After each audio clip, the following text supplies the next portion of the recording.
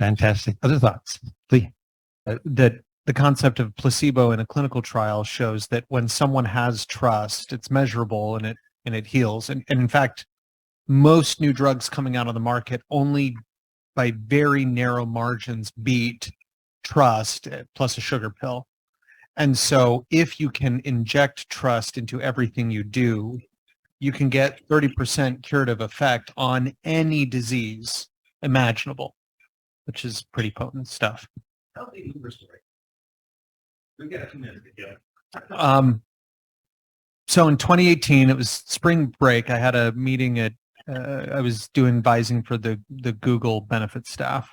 And I was all nervous, getting ready to go over to the thing. I was in the Uber headed to the headquarters, and the driver asked me what I did, and I told her, and she said, "Oh, I love my insurance. I'll never quit my job if I can keep my healthcare, my insurance." And I said, "I have never heard anybody say that out in the world." What, and I kind of leaned forward. At this point, there was nothing I was going to hear today that was more interesting than whatever was coming next out of this woman's mouth. So I said, well, but you're driving Uber, like, what's the thing? She's like, "It's spring break right now. I'm a school bus driver."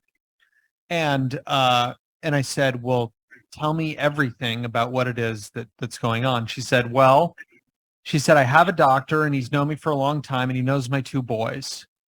And I know that if anything goes wrong, I know exactly where to go. I know I just need to go to him.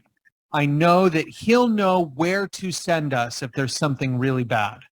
That he's, that I'm not expecting him to be the surgeon and the dermatologist. Like, he'll refer us to anywhere we need to go if something's really bad."